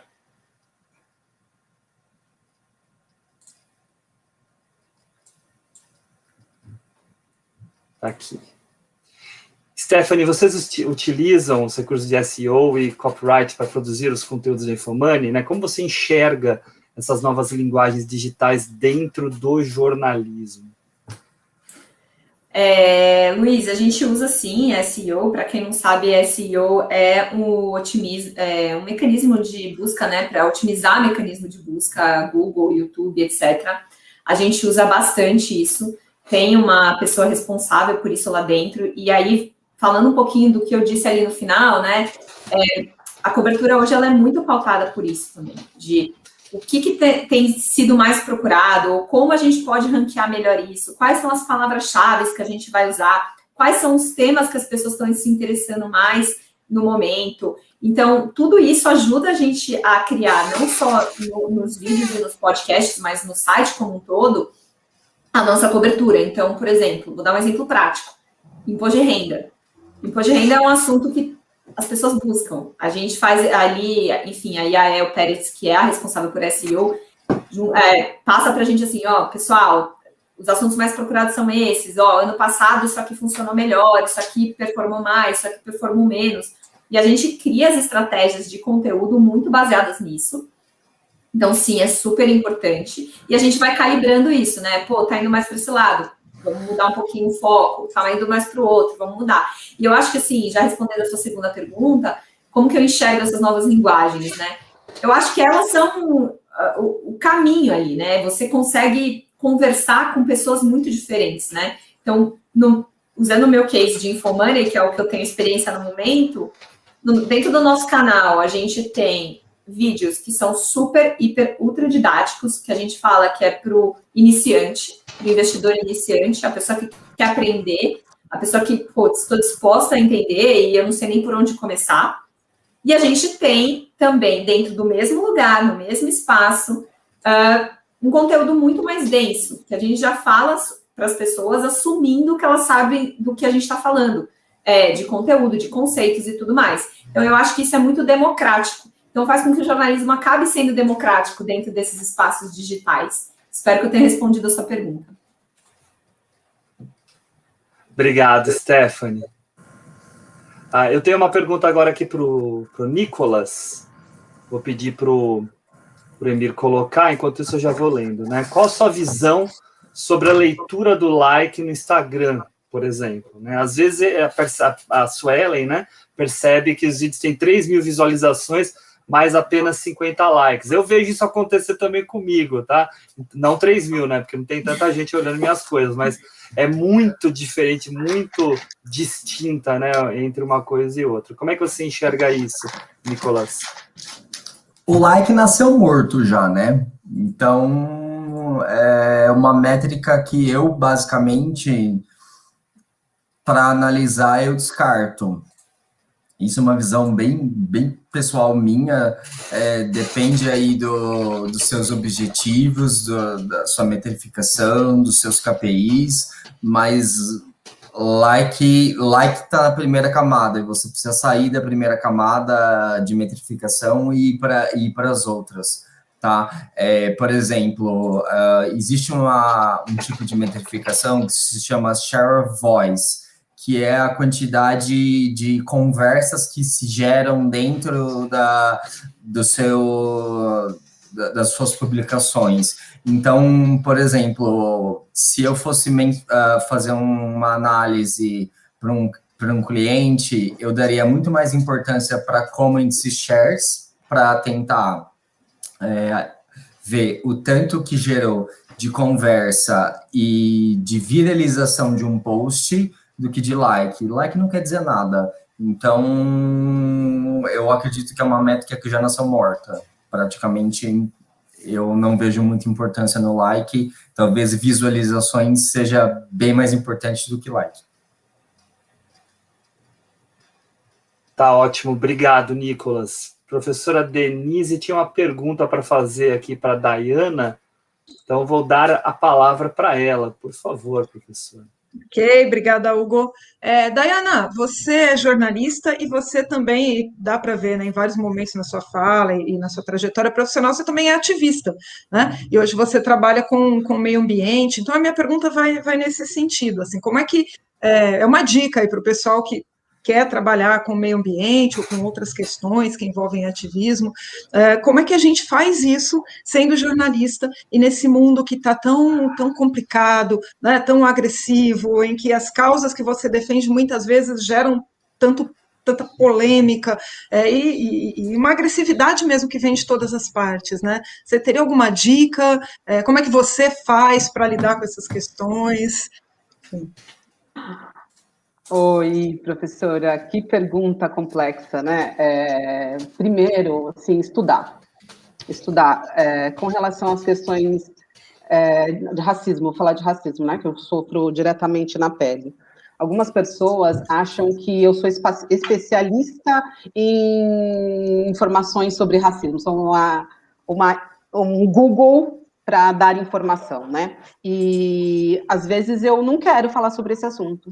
Às vezes eu não quero falar, por exemplo, sobre racismo, eu não quero. Eu quero falar de outras áreas, né? E aí, quando você diz assim, como ser jornalista e ativista ao mesmo tempo, né? Primeiro, estudar. Segundo, a maior parte das vezes, antes, eu dava informação mais mastigadinha. Se alguém me perguntasse, sei lá, o que é racismo reverso? Antes eu falava para a pessoa o que era racismo reverso. Hoje eu não falo mais. Muitas pessoas falam, mas você é grossa, você é chata. Eu, para saber de Foucault, eu tive que dar um Google. Eu, para saber de racismo reverso, ou de sustentabilidade, meio ambiente, ou de CEO, por exemplo, claro que eu posso perguntar para um amigo, mas esse amigo também não é um Google ambulante, né? Hoje eu falo assim, olha, dá um Google, ou eu indico leituras e textos. Pensando um pouco, né, da internet, as pessoas estão acostumadas, infelizmente, a pegar não só na internet, né, o conteúdo mais raso, um conteúdo mais rápido, um conteúdo mais fake. Quando vem uma fake, por exemplo, sobre questões socioambientais, igual a Stephanie falou, eu questiono, peraí, você chegou a ler sobre o assunto? Você estudou sobre isso para reproduzir isso? E essa pessoa fala assim, não. Eu falei, então eu vou te dar uma dica. Eu quero que você dê um Google em XYZ autores do jornalismo, da gestão ambiental, de negócios de impacto. Aí, a partir daí, a gente pode conversar. Por quê? Porque, às vezes, as pessoas, como eu disse anteriormente, elas acham que a gente sabe de tudo. E, às vezes, a gente não sabe, a gente também tem que estudar. E não é fácil, porque existe, sim, uma agressão física, uma agressão verbal, uma agressão psicológica nas redes sociais. Existe, de fato, para quem é ativista. Pensando aí o que aconteceu no Big Brother. Aconteceram coisas piores no mundo, inclusive dentro do Big Brother, e as pessoas não estavam discutindo, né? Então, a gente tem que discutir algumas informações que as pessoas não querem discutir, Denise. Elas não querem conversar sobre racismo. Elas querem que eu fale sobre racismo de forma mastigada, de forma resumida. E não é isso. Esse não é meu papel para falar sobre esse assunto. O que eu falo? Gente, procura, dá um Google, tem esse professor que fala sobre isso, tem aquela professora que fala sobre aquilo, dá uma olhada. A partir daí a gente pode conversar. Mas tem situações, Denise, vou ser bem sincera, eu corto a conversa. Na hora que a pessoa fala para mim assim, que racismo é mimimi, tem pessoas que eu amo bastante, pessoas que eu estou próxima, eu até me disponho a ensinar. Tem pessoas que eu percebo que têm acesso à informação, de fato, e elas não estão dispostas a procurar. Elas estão dispostas a atacar, elas estão dispostas a te questionar.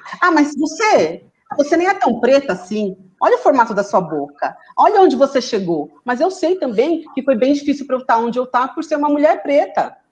Sabe? E as pessoas não querem estudar sobre isso, mas muitas vezes eu corto a conversa. A gente tem, por exemplo, já escutei, a gente tem que matar a pessoa falou desse jeito, todos os viados do mundo. Eu não consigo dialogar mais com essa pessoa. Se eu vejo que ela tem condições de ter acesso à informação, tem condições de dar um Google, que ela tem o celular ali 24 horas. Ela está no Instagram, está no Facebook 24 horas, então ela pode dar um Google. E ela decide não dar, eu também decido não dar informação. Agora, se é uma pessoa que está lá, de repente, nos confins do mundo, sabe? Por exemplo, com relação à pandemia. Todo mundo está tendo acesso, mas ainda tem gente que ousa em não usar máscara, tem gente que ousa aglomerar. E essas pessoas, sim, têm acesso à informação. Para essas pessoas, eu, infelizmente ou felizmente, eu corto a conversa. E para outras que eu gosto bastante, eu falo, amigo, senta aqui no meu colinho, vamos procurar, vamos dar um Google junto? Vamos dar um Google junto? Depois que você lê isso, a gente conversa um pouquinho. Às vezes a gente não consegue mais, né? A gente está tão cansado de responder algumas coisas, a gente simplesmente fala, dá um Google, por gentileza. gentileza? Depois que você der um Google, você lê sobre essa.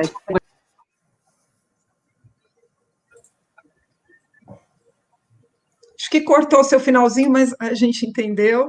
Muito obrigada, Dayana. Obrigada mesmo. Obrigado, Hugo, Dayana.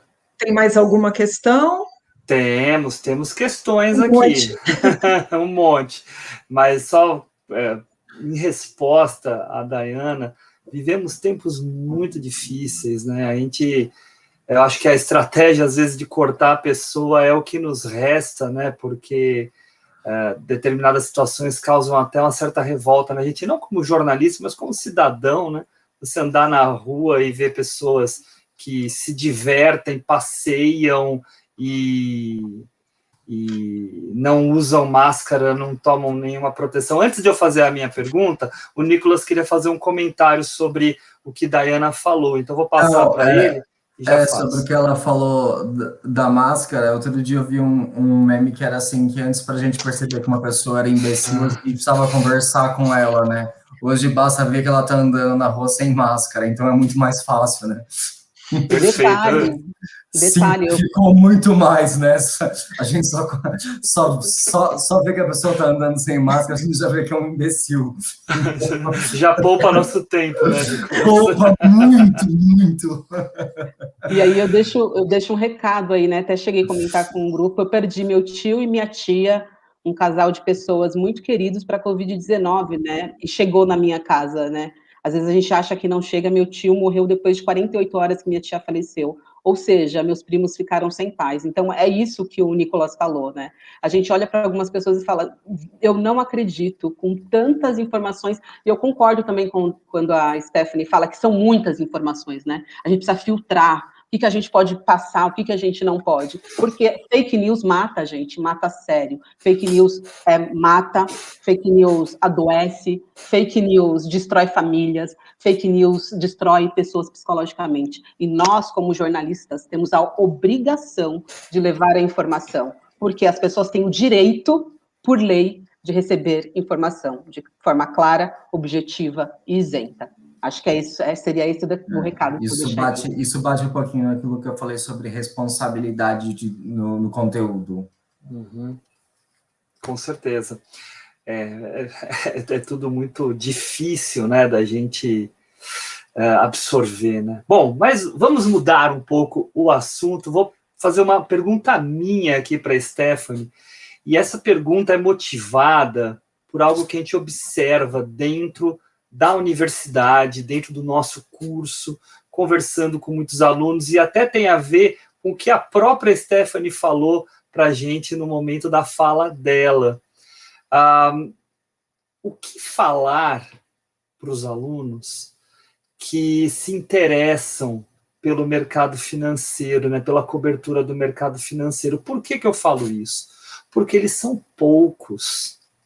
A gente vê os nossos alunos, a maioria está na mesma pegada que você estava, né? E não tem nada de errado, é bacana também ir para a área de esportes, ou ir para a minha, que é a área de cultura, né? Para qualquer outra área é bacana também. Mas nós temos aí uma área que, quando as pessoas são mais jovens, elas não olham com muito amor, com muito carinho.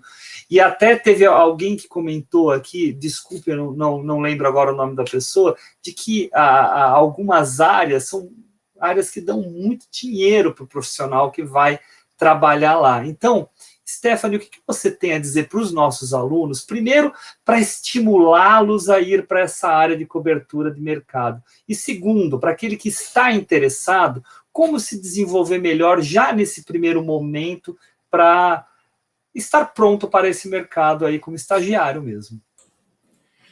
Eu acho que, enfim, na minha época também eram poucas pessoas que estavam na faculdade e se interessavam pelo assunto. Eu acho que as pessoas ainda têm um pré-conceito de que, assim, o mercado financeiro é só para gente multimilionária, rica, e não sei o quê, que, meu Deus, tem que ter 50 milhões de reais para você investir, e não é isso. E as pessoas precisam entender, e aí eu não estou falando nem só para jornalistas, mas as pessoas precisam entender que, assim, investir é cuidar do seu dinheiro, independente de quanto você tem na sua conta. Se é pouquinho, se é muito, se é médio, se é... Cara, às vezes sobra R$50 por mês, às vezes não sobra. Mas é olhar para frente, ainda mais num país que a previdência para jovens, enfim, as próximas gerações, a previdência não deve existir. Então, assim, é pensar no futuro também, não é só olhar presente, né? Investimento é a longo prazo. Investimento não necessariamente é imediatista, pelo contrário. E aí, investimento, gente, não é colocar dinheiro só na bolsa, não é pensar em renda só variável, é pensar em uma previdência, é pensar num tesouro direto, é pensar... Depende do que você quer, depende do que você pensa. E aí, assim, eu acho que as pessoas como um todo, elas têm que tirar um pouco essa venda de, tipo, o mercado financeiro é só para milionário, mercado financeiro é só para gente rica, sabe? O mercado financeiro, ele é para todo mundo. Depende do quanto você... Qual é o seu perfil? O que você quer fazer? E por isso que eu falo, assim... E aí, a gente, no fim, parece um rec repete, assim, né? Eu, o Nicolas e a Dayana. Mas, assim, gente, tem que estudar, tem que aprender, tem que ler. Poxa, quanto mais você lê sobre o assunto... E aí, assim, gente, para qualquer área, para esporte, para cultura ou para mercado financeiro... Quanto mais você lê, mais você vai entendendo. Putz, não entendi esse termo, vou procurar quem sabe falar melhor disso. Deixa eu ler aqui, vou dar um Google. Pô, a gente tem tudo na palma de uma mão hoje. É só a gente saber filtrar o que a gente quer. E então, assim, leia, procure quem são os articulistas, as pessoas que escrevem sobre esse assunto que você se identifica. Nossa, esse cara faz sentido. Pô, vou ler mais sobre ele, vou ler todo fim de semana, vou ler a coluna do não sei quem no jornal. E é um mercado específico, sim, mas é um mercado que você tem milhões de possibilidades dentro dele. Você pode falar de investimentos, como, né, você pode falar de mundo financeiro, minhas finanças, você pode falar de renda variável, dos mercados, das ações, que é o que todo mundo sempre pensa quando você pensa em mercado financeiro. Tem uma possibilidade infinita ali dentro. Acho que o primeiro passo é tirar essa venda do preconceito de que mercado financeiro não é para mim, sabe? Acho que todo mundo tem isso na faculdade. Eu mal ganho um salário, como é que eu vou pensar nisso? Eu acho que é um pouquinho começando por aí. Não sei se eu respondi sua pergunta, professor. Claro que respondeu. Eu acho que essa conscientização é muito importante, né?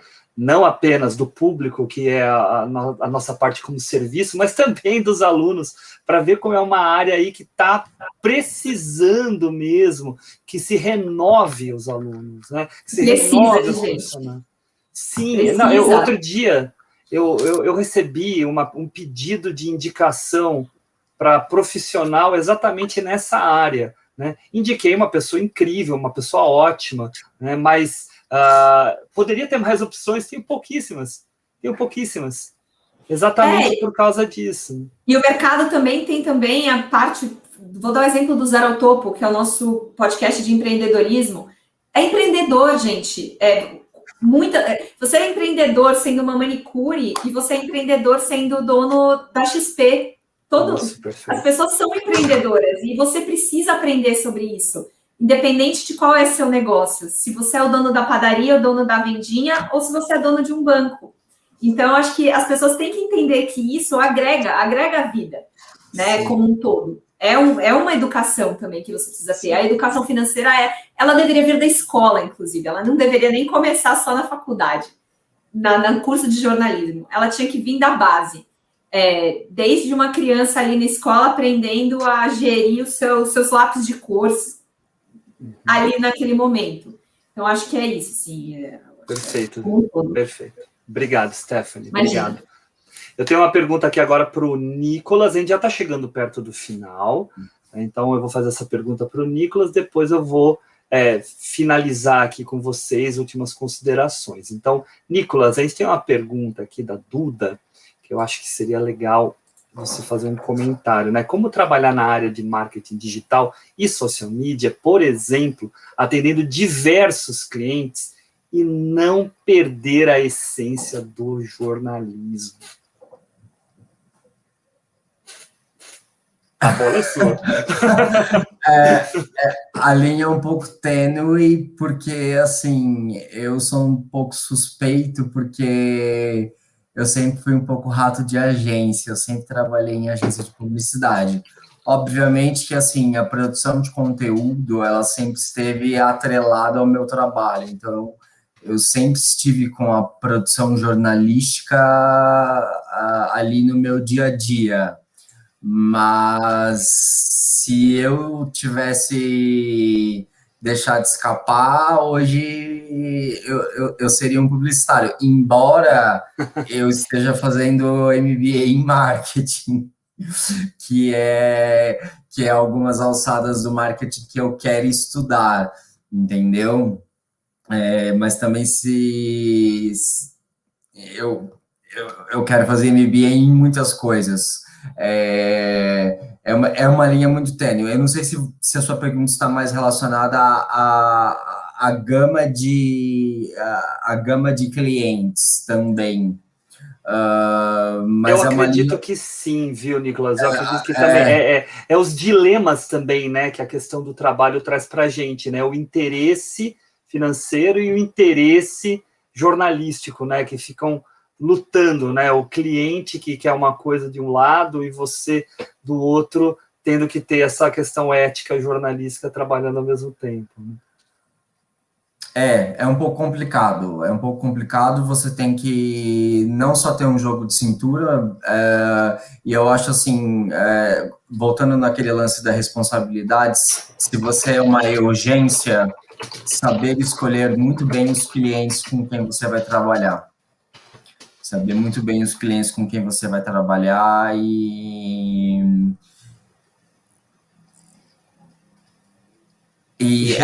é uma linha tênue, é uma pergunta difícil de eu te responder. É uma pergunta difícil de eu te responder assim, na lata. Mas a essência ela tá dentro de você, a partir do momento que você faz a faculdade. Eu não... Vou te dizer, eu passei por grandes agências de publicidade e eu não perdi a essência jornalística, assim. Está em mim e não irá sumir, mas é uma linha tênue. Não sei se eu respondi bem a sua respondeu e ao mesmo tempo mostrou também para quem está assistindo de que é difícil mesmo a gente encontrar esse equilíbrio.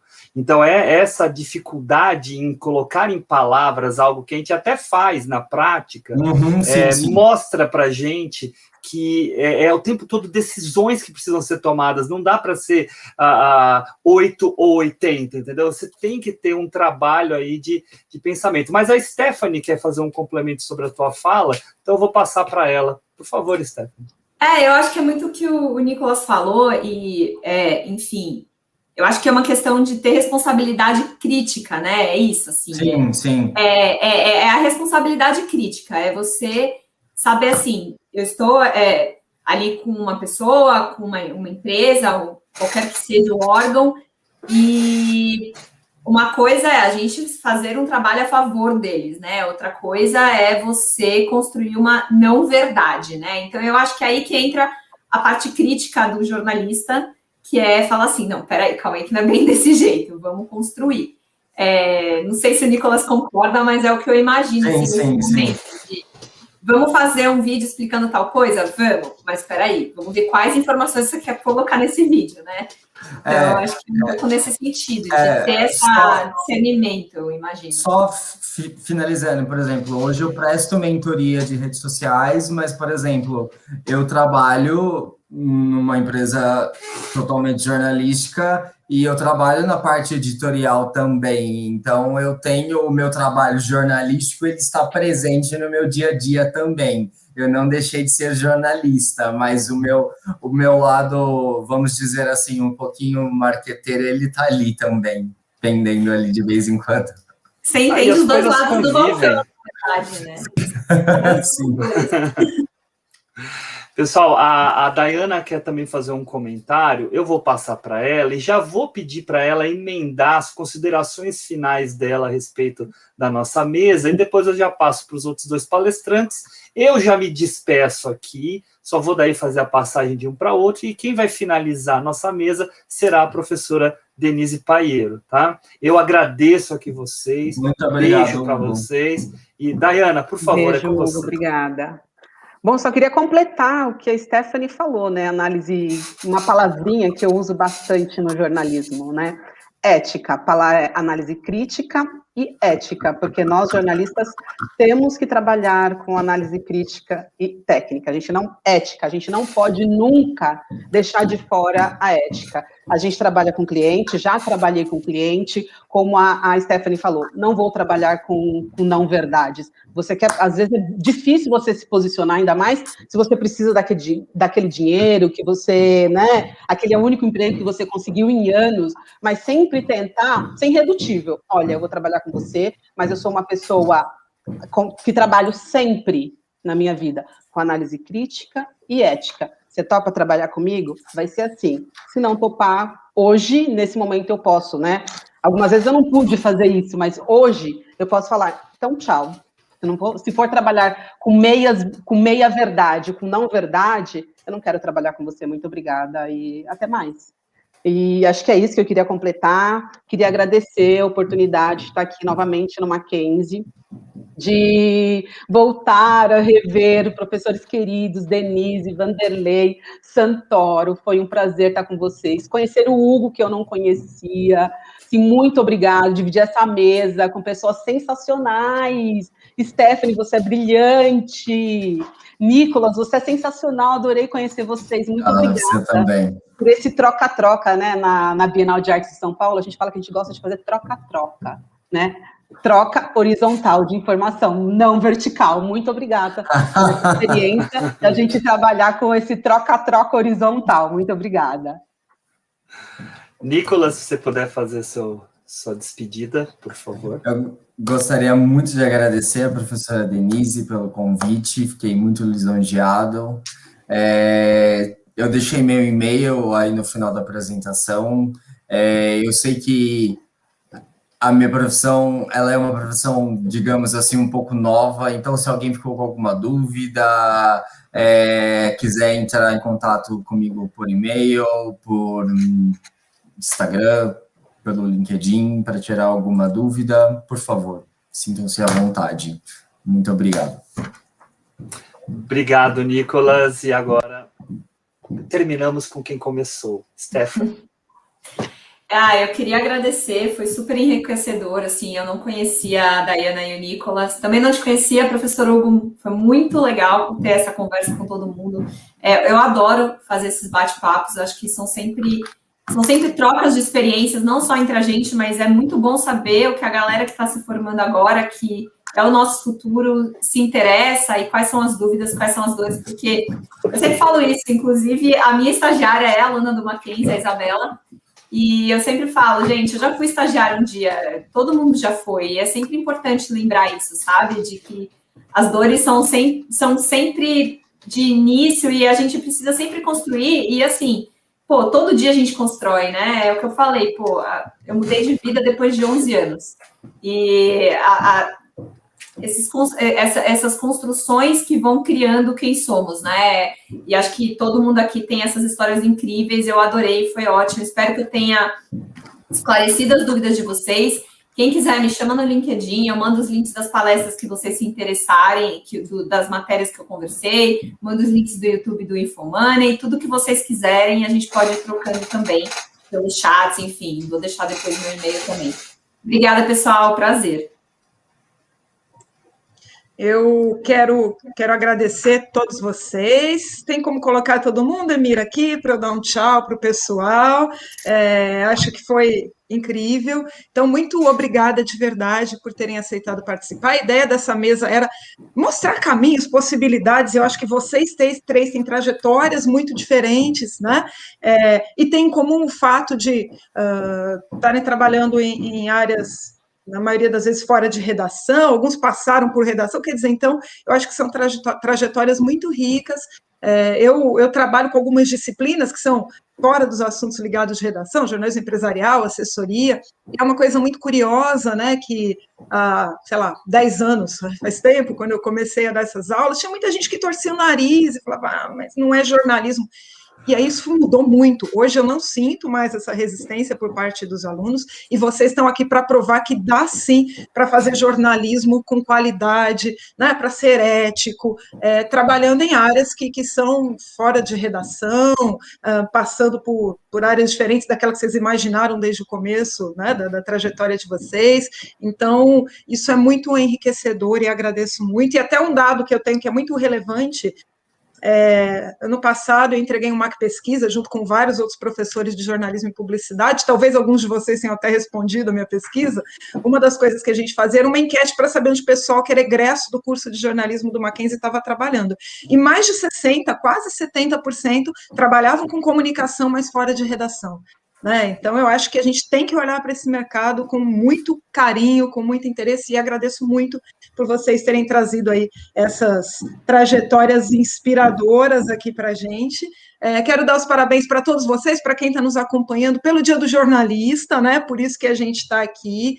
Vocês todos escolheram uma profissão que eu acho que nesse momento que a gente está vivendo no país e no mundo, é das mais relevantes, é uma profissão que consegue salvar vidas, né, no meio do caos que a gente está vivendo.